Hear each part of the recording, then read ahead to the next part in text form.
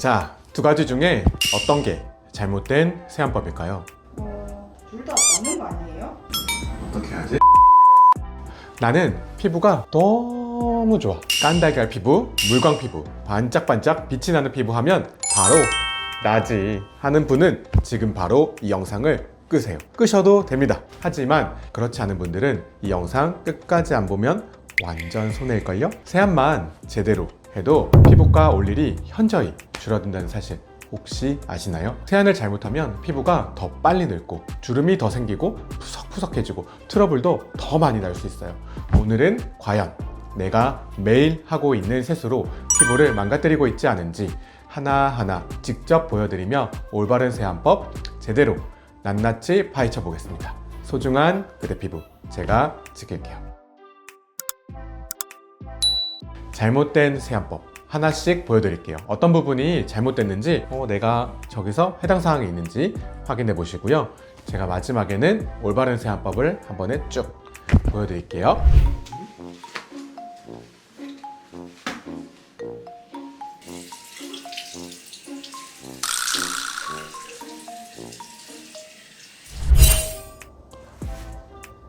세균이 이렇게나 많다고? 저 우글거리는 세균들이 수많은 종류의 세균들이 우리 얼굴로 가서 산다고 생각하면 너무 끔찍하지 않나요? 손을 깨끗이 씻고 세안하는 습관 올바른 세안의 첫 시작입니다. 뜨거운 물로 모공을 활짝 열어줘야 돼. 모공이 활짝 열리는구나. 그리고 자, 마무리는 차갑게 해서 모공을 확 조여주겠습니다. 모공을 확 조여줘야지. 모공이 많은 분들이 오해하고 있는 내용이에요. 뜨거운 물로 세안하고 마지막에는 찬물로 마무리하는 것. 뜨거운 물로 모공을 활짝 열어준 다음에 세안제로 노폐물을 잘 제거하고 다시 찬물로 모공을 쑥 닫아준다. 이렇게 생각을 해서 그렇게 하시는 것 같은데요. 하지만 뜨거운 물은 우리 피부에 좋지 않아요. 혈관을 확장시키고 염증을 악화시킬 수 있습니다. 그리고 얼굴에 뜨거운 물, 차가운 물 이렇게 반복적으로 연속해서 닿으면 오히려 피부에 자극이 되어서 좋지 않고요. 그래도 찬물하면 꽉 조이는 느낌이 들던데요? 이거를 어떻게 설명하면 좋을까? 그러면 우리가 모공을 수축시켜 준다고 찬물로 세수하고 또 세수하고 또 찬물로 세수하면 모공이 점점 작아지다가 없어질까요? 이 모공을 축소시키는 레이저로도 모공을 줄이기가 쉽지 않아요. 저는 모공이 넓은데 포기해야 되나요? 포기 안 해도 돼요. 쉽지 않다고 했지 안 되진 않습니다. 저희 고객분 중에 이것저것 다 해도 효과가 없어서 포기했다가 오셔가지고 치료받고 효과를 많이 보시는 분들이 많이 있어요. 심지어는 포항에서 새벽 6시 반에 일어나서 고속버스 타고 모공 치료하러 2시간 반이나 걸려서 2주마다 계속 오시는 분들도 있습니다. 언니 깨알 자랑하시네요? 죄송합니다. 그게 아니고 모공 포기한다길래 갑자기 포기하지 말라고 마음이 강하게 들어가지고 우리 어디까지 했었죠? 찬물로 씻으면 모공이 줄지 않는다. 맞아. 찬물로만 모공을 줄일 수 있다면 정말 좋겠지만 이 찬물로 인한 모공 축소 효과는 그리 크지 않습니다. 미지근한 물로 처음부터 끝까지 부드럽게 세안해 주는 게 좋아요. 볼까요?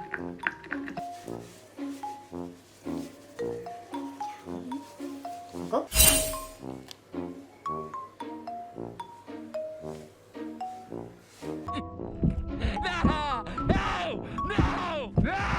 오일이 들어있는 세안제를 잘못 사용하면 오히려 트러블이 더 날 수도 있는데요.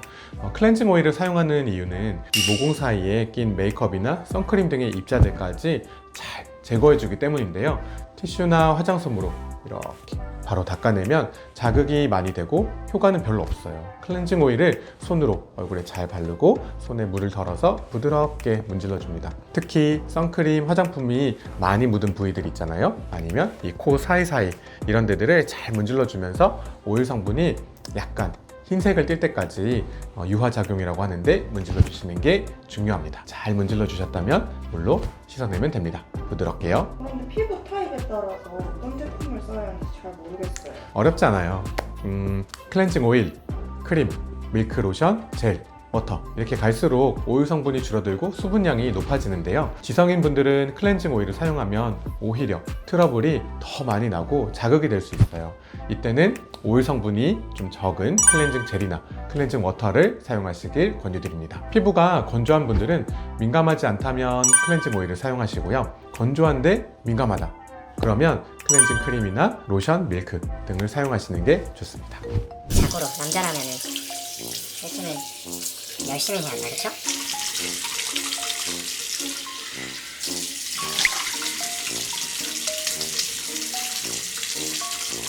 본인이 세안하는 걸 오늘 한번 촬영해서 한번 봐보세요. 자신도 모르게 이렇게 조금 세게 세안하는 분들이 생각보다 많을 거예요. 세안으로 피부가 약해지는 가장 큰 이유 중에 하나는 정말 있는 모든 것들, 모든 노폐물들을 다 제거한다는 마음으로 세게 씻는 그 습관인데요. 피지 분비가 많은 분들, 지긋지긋한 피지를 다 말려버리겠다고 그렇게 세안을 세게 하는 경우가 있어요. 피지는 사실 우리 피부에 꼭 필요한 친구인데 많은 경우 이렇게 트러블 같은 문제가 되는 거고요. 피지를 너무 많이 제거하면 오히려 우리 피부의 장벽이 손상이 되고 없어지면서 피지 분비가 증가하고 수분은 줄어들게 되면서 유수분 밸런스가 깨지게 됩니다.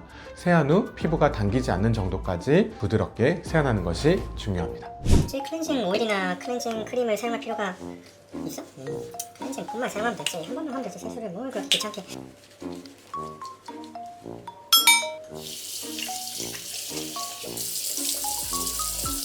저녁에 이중 세안 하시나요? 잘 안 하게 되는 것 같아요. 귀찮을 때가 제일 큰 것 같아요. 맞아. 너무 피곤할 때는 좀 귀찮고 할 때가 많이 있죠. 하지만 이게 2번 씻는 거 습관되면 안 하는 게 더 이상해질 거예요. 손에 기름 묻은 적 있죠? 그거를 물로 열심히 아무리 씻어도 기름은 잘 안 지워지는 경험 다들 있으실 텐데요. 기름은 기름으로 지워야 하거든요. 선크림, 화장품은 기름 성분이 많이 들어가 있어서 폼 클렌저만 사용해서는 제거가 잘 안 돼요. 오일 함량이 있는 클렌징 오일, 크림, 로션, 젤, 워터 등을 이용해서 기름 성분을 잘 제거하고 2차 세안은 약산성의 폼 클렌저를 이용해서 잔여물을 제거하는 것이 좋습니다. 클렌징 폼, 클렌징 오일 물로만 씻어야지. 물로만 씻어도 충분해. 물이 얼마나 좋은데. 물로만 세안해서 꿀피부라는 연예인 얘기를 들은 적이 있는데요. 물로만 세안한다는 이제 연예인분들 얘기를 들은 적이 있는데 이 물로만 세안해서는 노폐물이 제거가 되지 않아요. 물은 안전하다 생각하고 이 물로만 세안하면 더 오랫동안 이렇게 세안을 하게 되는데 그러면 오히려 피부에 산도가 올라가고 피부 장벽이 망가집니다. 세안제를 써야 노폐물과 세균이 잘 제거된다는 사실 기억하시고요. 그럼 아침에 물로만 세안하는 건 괜찮나요? 우리 친구들과 밤새 놀면서 치킨에 맥주 마시고 아침에 일어나면 얼굴에 기름이 번드르르 한 거를 경험해 보셨을 거예요. 이 정도는 아니지만 밤새 이 피부에 피지를 비롯한 노폐물들이 많이 쌓이게 됩니다. 이런 얼굴에 쌓인 피지와 땀, 노폐물들이 물만으로는 제거가 안 되기 때문에 아침에도 세안제를 사용하는 게 좋아요. 극건성인 경우가 있는데 그런 경우는 이렇게 해도 큰 문제가 없을 수 있어요. 하지만 피지 분비가 많고 얼굴에 기름이 촤촤촤 흐르는데 아침에 물로만 세안한다. 그러면 트러블이 더 많이 올라옵니다.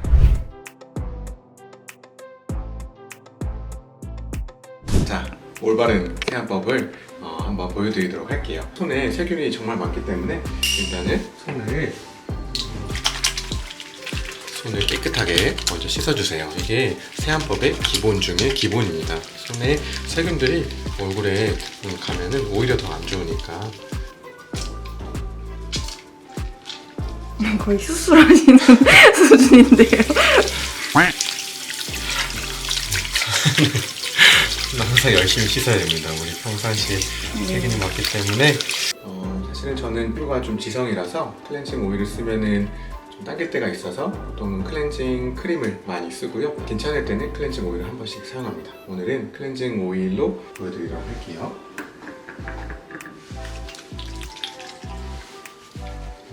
이렇게 화장을 많이 한 부위나 아니면 코 사이 이런 부위들을 잘 문질러 주시고요. 사이사이 이런 데들이 입자들이 잘 끼거든요. 그리고 목에도 선크림 잘 발라주셨죠? 목에도 때문에 다 같이 이렇게 제거를 해주는 게 좋습니다. 대략 1분 정도 기준은 편하게 잡으라고 이제 1분 정도로 말씀드렸지만 내가 1분 정도 했는데 너무 당긴다 그러면 시간을 줄여주시고요. 메이크업을 많이 한 경우는 잘 지울 수 있도록 조금 더 길게 할 수도 있겠죠. 처음부터 끝까지 이렇게 미지근한 물로 부드럽게 씻어주는 게 중요하고요. 그리고 클렌징 오일은 아까 우리 잘못된 세안법에서 화장솜으로 닦아내는 게 아니라 약간 하얗게 될 때까지 문질러서 유화작용이라고 하는데 이제 깨끗하게 씻어내시면 되고 부드럽게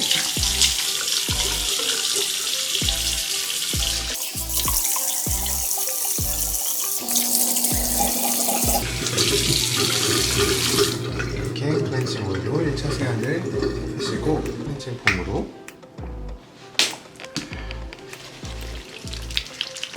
거품을 잘 내서 이렇게 마무리를 하겠습니다. 역시나 코 사이사이에 이런 부분들, 사이사이 부분들 잘 해주시고 목까지 그래서 거품이 충분히 묻혔으면 이제 세안을 해주시면 되고요.